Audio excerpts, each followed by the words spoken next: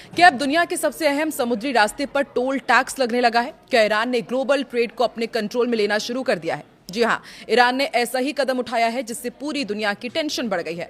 नमस्कार, मैं हूं आकांक्षा और आप देख रहे हैं न्यूज 18 का डिजिटल प्लेटफॉर्म।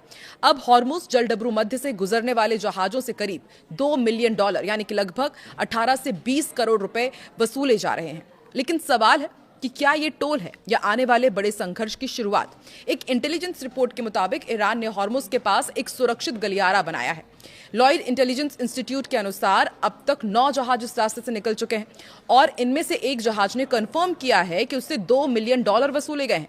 और ध्यान देने वाली बात यह है कि अब तक पूरे इतिहास में ये पहली बार ऐसा हो रहा है जब हॉर्मुज से गुजरने के लिए पैसे देने पड़ रहे हैं उन जहाजों को। पहले ये रास्ता पूरी तरह से फ्री था।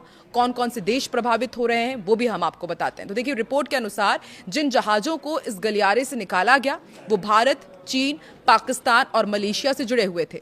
यानी मामला सिर्फ ईरान और अमेरिका तक सीमित नहीं है, अब सीधे सीधे पर यह ग्लोबल ट्रेड पर असर डाल रहा है, क्योंकि दुनिया का बड़ा हिस्सा तेल सप्लाई के लिए इसी रास्ते पर निर्भर है। हॉर्मुज की इंपॉर्टेंस कितनी है ये तो हम जानते ही हैं। आपको फिर से बताते हैं कि इतना अहम क्यों है। दरअसल हॉर्मुज जलडबरू मध्य दुनिया के सबसे अहम समुद्री रास्तों में से एक है।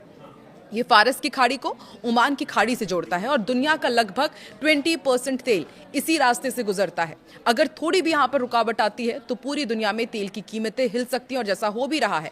यहाँ पर हमने रुकावटें देखी और तेल की कीमतों में इजाफा हम देख ही रहे हैं। ईरान ऐसा कर क्यों रहा है? हम जानते ही हैं कि पहला कारण है आर्थिक दबाव का जवाब। ईरान के सांसद मोहम्मद मुखबेर ने यह साफ कहा है कि जो देश हम पर बैन लगाते हैं, हम पर प्रतिबंध लगाते हैं, उन्हें अब इसकी कीमत चुकानी होगी। दूसरा कारण बताया जा रहा है कंट्रोल दिखाना। ईरान ये संदेश देना चाहता है पूरी ही दुनिया को कि हॉर्मुज पर आज भी उसी का प्रभाव है। और जो तीसरा बड़ा कारण समझा जा सकता है वो है युद्ध की तैयारी, क्योंकि ईरान के विदेश मंत्री अब्बास अरागची पहले ही हॉर्मुज के लिए नए नियम बनाने की बात कर चुके हैं। यानी ये सिर्फ पैसा कमाने का मामला नहीं है, बल्कि रणनीतिक चाल भी मानी जा रही है। अमेरिका वर्सेस ईरान, क्या अब टकराव बढ़ेगा? ये सवाल भी उठ खड़ा हुआ है। दूसरी तरफ अमेरिका एक ऐसा गठबंधन बनाने में लगा है जो हॉर्मुज पर ईरान के कंट्रोल को खत्म कर सके। रिपोर्ट्स ये भी कह रही हैं कि अमेरिका ने ईरान के सैन्य ठिकानों को निशाना बनाने की भी बात कही है। अगर ऐसा हुआ तो ये सिर्फ टोल का मामला नहीं रहेगा, सीधा टकराव बन सकता है।